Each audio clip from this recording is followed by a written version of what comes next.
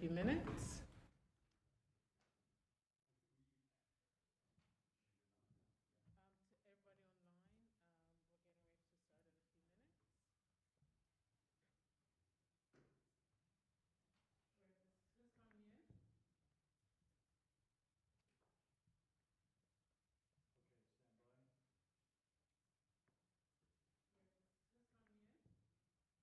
Good afternoon, ladies and gentlemen of the media.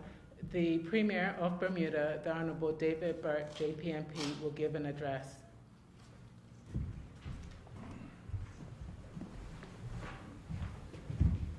It's our daily rendezvous.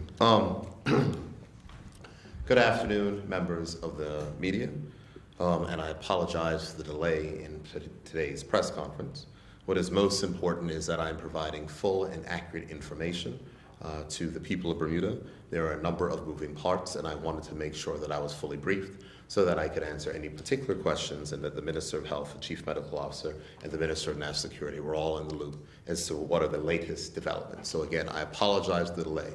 The fact is that there are a lot of persons that are working around the clock, and every time I stand at this podium, I give tribute to our healthcare workers on the front line, those persons who are essential services, and I think that the Chief Medical Officer and our team are doing a significant amount of work to make sure that this public health emergency is managed in the proper and appropriate way. So I would just like to commend the Chief Medical Officer, who, by the way, has certainly been putting in excellent service for the past few years. Here's what I would say. Good afternoon, members of the media. Sharing critical information with the public is an essential element of staying on top of this pandemic. With the necessary information, people can prepare for the impact of this rapidly changing situation. Our commitment has been to consistently share as much information as possible, whether about prevention, business operations, or the results of testing that we have been doing since this crisis started. Earlier today, that I was informed that out of the 40 test results received by the Ministry of Health today, a further 8 of those tested positive for COVID-19.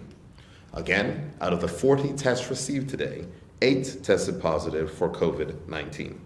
4 of these cases were imported cases, so they came in on airlines, of which we will speak about later. 3 are limited local transmission, and limited local transmission, that means contact with known travelers or contact with those who have already been confirmed positive, as this is part of the contact tracing steps that the ministry is undertaking, and 1 is yet to be determined. This is a significant increase in the number of positives and confirms what I stated earlier this week, that the more we test, the more we will know. Here are limited details of the latest confirmed cases. 2 of those who tested positive arrived on the British Airways flight on March 15th. 1 of those persons arrived on the British Airways flight on March 17th, which already had a confirmed case, and another arrived on March 20th. Here's what you need to know if you were on those particular flights. If you were on the British Airways flight on March 15th, your self-monitoring period ends on March 29th. If you're on the British Airways flight on March 17th, your self-monitoring period ends on March 31st. And if you're on the British Airways flight on March 20th, your self-monitoring period ends on April 3rd. If you are feeling fine and have no symptoms, there is nothing for you to do except for continue to remain in your house and to observe the self-quarantine. If you have any respiratory symptoms, such as a cough or even a mild fever, please contact your doctor. Explain that you're on one of the mentioned British Airways flights and that you would like medical guidance. Do not go to your doctor's office or the hospital. Please call ahead. Faced with a shortage and the concurrent demand for testing equipment, we are constantly working with various partners to increase our ability to test locally, as this is a necessary tool in the fight against COVID-19 and the reduction of risk of community transmission in particular. We are very grateful and fortunate to have the testing capacity on island that we have right now, and we're going to continue to maintain our aggressive testing schedule, as this is the only way that we will contain this particular virus. These results and the potential trend that they represent demand that we adopt a stricter approach to prevention of community transmission. Therefore, the Cabinet will meet tomorrow to consider the next phase in this pandemic response. It is important of the people of Bermuda to recognize that this is no ordinary time, and ordinary approaches will not work. Measures will include further restrictions on movement around the island and possible further ordered business closures. Where there is a balance to be struck between non-essential business continuity and saving the lives of people, we will choose saving lives every time. Regrettably, it seems this view is not shared by several local business. In spite of my strong urging that employees be allowed to work from home where possible, in some extreme cases, whole offices have been ordered to work under the threat of losing jobs. Still others have only today determined to adopt a remote working policy for their employees. I consider these actions to be a direct affront to the public health threat that this pandemic presents, and for Bermudian companies to have the cavalier attitudes that these employers have demonstrated, putting profits amongst people, is not acceptable. Among Cabinet's considerations tomorrow will be amendments to mandate working from home with few exceptions and significant penalties for companies that do not follow those particular rules. The Bermuda Police Service and the Royal Bermuda Regiment have started checking on and speaking with individuals who are currently under self-quarantine. They do not enter homes and will practice social distancing as they complete home visits to ensure that everyone is following the guidance on self-quarantine. This is an important and necessary step to ensure the health of not just those in quarantine, but everyone in Bermuda. And I would like to remind all persons that the reason why self-quarantine was put in place over a week ago is to ensure that we minimize the possibility of any community transmission. We recognize that persons were traveling from places where COVID-19 is more widespread than it is here in Bermuda, and those strict measures were put in place to ensure that we can contain any spread. For those persons who are not following their particular quarantine, I advise you to ensure that you follow your quarantine, because we are going to make sure that we enforce this particular quarantine, as it is important and vital for the public health. In these times, there are significant community partners stepping forward to assist in the whole island effort required to meet these challenges. Today, the Salvation Army confirmed that the funding and staffing model provided by the government to their operations has enabled them to continue to and increase their services, which are much needed at this time. Additionally, a number of local and international businesses has joined an effort coordinated by the Bermuda Business Development Agency to charter flights from Atlanta today to enable a number of residents who were not able to travel on the Delta flight, which was canceled earlier this week, to be able to return home. Of course, we recognize that flight was canceled due to New York air traffic control closing. And the fact is, and this is significant because we have changed our approach, is that persons who are aboard that flight will be required to self-quarantine, and many of them will be housed in quarantine facilities which have been offered by the government of Bermuda. One of the things is going forward that if there are any further repatriation flights, as has been done in other places, those individuals will not be allowed to self-quarantine, and they'll be required to be under their period of 14 days in a government-approved quarantine facility. Right now, thankfully, hotels are providing that particular option, as they are in many other countries, and that will be the case if there's any further repatriation flights that happen and take place.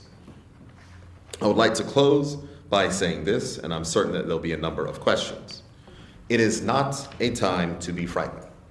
As your premier, I am not frightened, because I recognize that the public health team is doing what is necessary in order to make sure that this particular epidemic can be contained. But what it is a time for all of us is to be vigilant. The best thing of which you can do to prevent transmission of any particular virus, specifically this virus, is to follow the hygiene requirements which have been set out about washing hands, making sure that we are not touching each other, and ensuring that we are maintaining social distancing. It is also critically important at all times to observe the rules of which have been laid out. If all of us in this country adopt this vigilant approach, if all of us become our brothers and sisters keepers, ensuring that this approach is followed and maintained, we will be successful in containing the spread of COVID-19 in Bermuda. On that, I have no doubt. These results are not unexpected, as we made the decision to allow persons to be repatriated. But now that these persons are here, we have to make sure that they can get well, and after they get well, we can return to a sense of normalcy.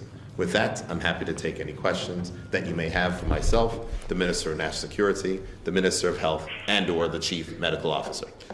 Premier, we have Thank you, Mr. Premier. Jasmine on the phone. Oh, thank you. Hi, Mr. Premier. Thank you for taking my questions. I understand that 2 people are currently in hospital who tested positive for COVID-19. Can you confirm that they're currently being treated on the isolation ward? What I would say, would you like to speak to that? Yes, I think you know as well. Yes, we've had this discussion recently, which is that there are 2 individuals who were previously isolated, presumed to be at risk, and were appropriately managed in isolation. And the hospital confirms that they were not surprised to get the 2 positive results today. And the individuals apparently are stable and recovering, but that is the further details I can't offer. The hospital will be in a position to do so at another time. I also understand that a 55-year-old was flown out on an emergency airplane Tuesday night. Can you confirm if that individual was tested for COVID-19? I cannot. I rather doubt it, because all of our individuals who have been tested are locally based at the moment. So I don't know the details of that, but I can say that the 15 individuals that we have results on are here in Bermuda. And can you confirm, does these new results confirm that community spread has indeed started here? Limited, yes. Limited community spread is identified at this time, because all of the individuals who are COVID positive have not themselves been travelers, nor have they been household contacts. So I believe, don't hold me to the number, I think perhaps 2 are in the position of not being household contacts. So that would meet the strict definition of limited community spread.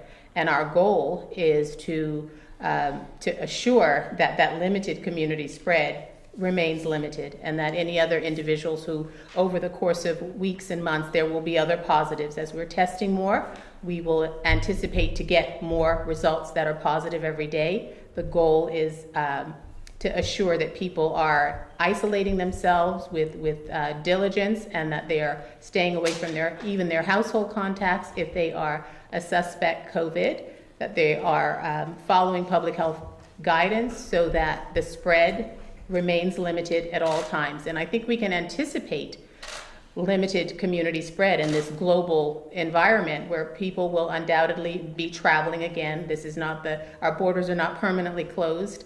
We will become again a part of the world, and so there will be intermittent importation of COVID-19, and those individuals will be quarantined and will be expected to obey public health advice, so that whatever imported disease is detected remains limited. And would you be able to perhaps expand on some of the instructions for those who do finish their 14-day self-quarantine? I understand in other countries they're testing people multiple times once they've finished quarantine and make sure that they return a negative result before they are allowed to move about the country. So it seems that they can still be contagious even if they've never shown symptoms.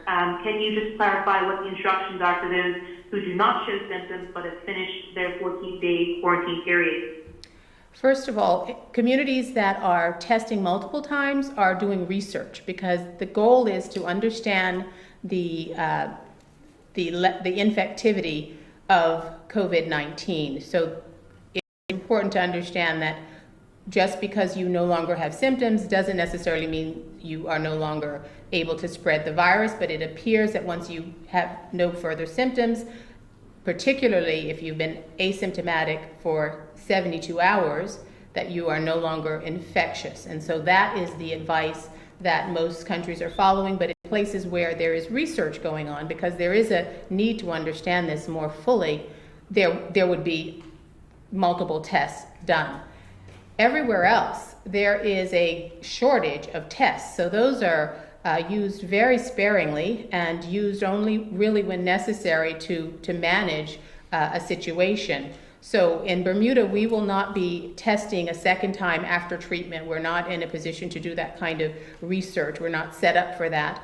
Individuals are told after they finish their 14 days of being isolated because they have COVID, they are able to rejoin their usual life activities, which at this point would still be mostly in their home, because we are on a very exceptional situation of being mostly in our homes at this juncture. 14 days or 3 days following the end of symptoms, whichever is longer. So hopefully that's clear to you.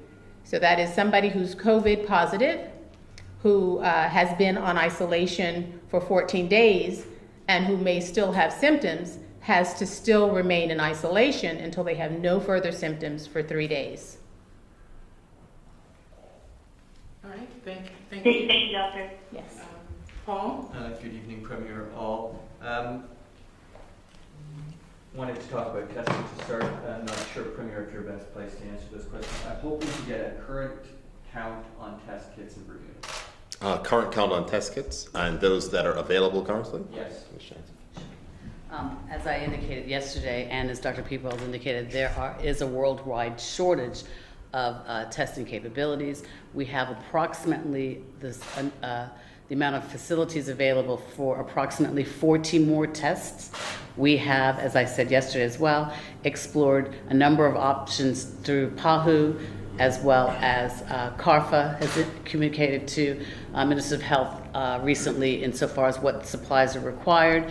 Dr. People had a telephone conference this afternoon with the physician community and has indicated to them that if they have any type of contacts throughout with respect to assisting us with respect to getting more supplies, then they've been invited to do so. We have a number of options that are being explored, and we do anticipate further tests being on island next week, which were ordered several weeks ago. However, as you can appreciate, only a shortage, but there are certain logistical challenges with respect to getting things from the United States. But we are anticipating that the order that we made 3 or 4 weeks ago will be on island next week. Do we have a firm date yet? No? No, not yet. Do we have a firm idea of how many will arrive? It's several hundred. I think it's like 850. And those are all anticipated to arrive sometime next week? That is the All anticipated, yes. Like I said yesterday, Paul, we've received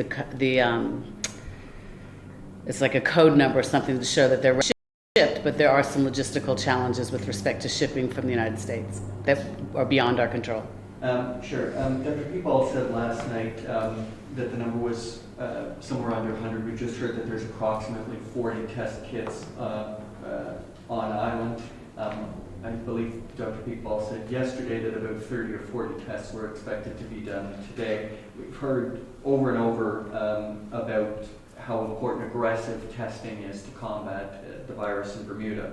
Are we going to have to slow down testing to avoid running out of kits? Well, as was said yesterday, as well as today, there is a limited supply of tests. However, persons that have, and I'll yield to Dr. Peekball, obviously, as the physician and the chief medical officer, but as we've indicated previously, persons that have a travel risk or other types of risk have been asked to quarantine in any event. If in the circumstances they become symptomatic, which is when we can commence testing so that we're not getting false negatives, then those persons are asked and required to isolate. So whilst they're on isolation, if there's a test that's going to be conducted, or if a test is going to be conducted in 2 or 3 days, the treatment is still the same. They are required to be on self-isolation. So they're being isolated in any event whilst we await the testing.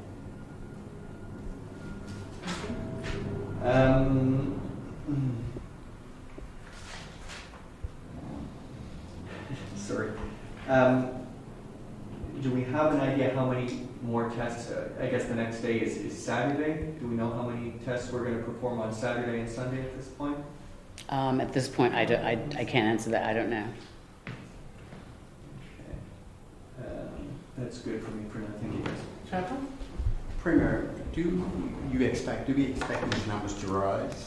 As I've indicated at this podium, I'm absolutely expecting these numbers to rise. The fact is, the more you test, the more you know. That has been seen everywhere around the world. What is important is to recognize that Bermuda has had a head start. So our most important thing to do is to make sure that we control any possible local transmission. At this point in time, there is no evidence of widespread community transmission. There is limited local transmission where, as Dr. Peatball has said, persons have been in contact and known contact with persons who have known to be tested positive for COVID previously. So that is where we are, and that is where we want to stay. And that is the reason why it is so important of the measures of which we put into place, whether it be self-quarantine, whether it be strict social distancing measure, whether it be the closing of various establishments, etc. That is what is important at this particular juncture. And so we're going to continue with those particular measures at this particular juncture. But yes, I'm expecting the number of cases to rise. It's not the question of the number of cases to rise. The fact is that, certain estimates say that, a majority of the population will at some point in time contract this particular virus. That's not the issue. At issue here is how do we manage that virus? How do we manage that spread to make sure that our health system is not overwhelmed, which leads to people dying. I am confident that the plans in which we have in place are appropriate for where it is that we are, and if there's any particular changes the Cabinet decides to make tomorrow, those will be communicated to the public at my press conference tomorrow at 5:30 p.m. I am not, as I said before, alarmed. I am not worried. I am not scared. I know that the correct procedures have been put in place, and I am confident that at least I can stand here in front of this podium today and say that we have been aggressively testing. We can understand we're doing the work to contact trace and to make sure that we have a handle of this particularly, versus me standing the podium saying that we don't know what's going on because we don't have the aggressive testing that's taking place. Just do you anticipate that April 6th deadline to be extended? I cannot speak to that right now, and I'm not going to make that. And of course, Trevor, I see you smiling when you're asking that question. The fact is, as I indicated in my statement, the Cabinet is meeting tomorrow. The Cabinet, following that meeting, I will announce if there is any particular changes to what has been laid out. But that will be done based upon the evidence of which we get from the Chief Medical Officer and the epidemiologists who are conducting this particular courses of action. I want to change gears just a little. Reference to prison officers that stated that they feel that enough not being done to protect them. Mr. Caines, prison officers feel that enough not being done to protect them. What measures are you taking to safeguard their issues? The question is that prison officers saying that they feel that not enough is being done to protect them in the facilities. Trevor, a pandemic plan was shared with me by the acting Commissioner of Corrections on the 10th of March. On the 13th of March, the pandemic plan was shared with her leadership team. On the 19th and 20th, the acting commissioner brought all 170 officers in, and they went through the plan and all the rubric that was contained therein, cleaning plans, how they're going to shut down with no visitors coming in, and that was shared with all staff and training facilities on the 19th and 20th. On the 23rd, all the inmates were shared with the pandemic plan as how it relates to them and how they should indeed take care of their surroundings. Subsequent to that, there was one major issue that was shared with the Prison Officers Association, and it was articulated that they felt it was important for them to have thermometers to be able to check the temperatures of their staff, of their colleagues. That is something we have taken on advisement. We have shared with the Prison Officers Association that we are in the process of seeing if we can get those thermometers for them to do the requisite things that they require, i.e. testing the prison officers. In the main, we believe that the acting commissioner and her team have a pandemic plan. They have a cleaning regimen. They have shared this with the Prison Officers Association members, and they've also shared it with all of the inmates in all of the government facilities. Since we're talking about prison officers, I understand that 2 prison officers were arrested last evening. Can you confirm, deny, and cause with contraband drugs? 2 officers were arrested last night. They have been arrested, and there is a suspicion that they brought contraband into the facility. That matter is being investigated by the Bermuda Police Service. And my last question is the checkpoints. What legislation has been passed? Is this legal practice for these checkpoints? Because there seems to be some discrepancies between the police and the regiment with this. There are no discrepancies. The community advisory home visits, they fall under Section 18 of the Public Health COVID Regulations 2020, as read with Section 10 of the Public Health Act 1949. Section 10 of the Public Health Act allows for police to assist in carrying out the provisions of the Act, including the regulation and orders that are made thereunder. Section 18 of the Public Health COVID Regulations 2020 said where a person leaves any place in the use of public health supervision, active monitoring, or isolation, they may be informed by a public health officer or a police officer that they must return to the place of public health supervision. In other words, Section 18 of the Public Health COVID Regulations 2020 is the legal underpinning for the lawful actions that are being carried out by the Bermuda Police Service and by the Bermuda Regiment officers. The Bermuda Regiment officers that are in carrying out these activities have been made special constables. All right, no other questions? Nothing further? Thank you. So in closing, I want to make sure that we are very clear, and I want to make sure that I speak to the people of Bermuda. This news is alarming, but this news is not unexpected. What is important is that we recognize all of what has been laid out. Nothing changes. We must make sure to follow the precautions that have been laid out. There is no cause to panic, but what we have to do is to recognize that if we do not all do our part together, we will be challenged. So to the business community that has responded by making sure your workers are working from home, thank you. To the international business community that has assisted in getting our Bermudians home, thank you. To our frontline workers who are there, to the community, to the persons who have assisted in making sure that trash is collected and our country can remain safe, thank you. The work that we are doing will continue. This work is essential, and if we all do our part, we will be okay. The Bermuda Hospitals Board, I am confident, is on top of the situation. The Public Health Ministry, the Minister of Health, under the Chief Medical Officer and the work which they're doing, I'm confident they're handling the situation. And the Cabinet will meet tomorrow following the EMO meeting, which will take place at noon tomorrow, to give any further updates if there's going to be any further changes into the restrictions of which may be had. However, it is strongly suggested, as I said in my statement, that there may be further additional restrictions that will come into place tomorrow. This does not mean that persons need to rush out and start panic buying. That is not necessary. As we've seen in other countries, we will continue to make provisions for persons. But it is important that individuals obey the rules and do their part to make sure that everyone in the community is kept safe. Thank you all and have a wonderful evening.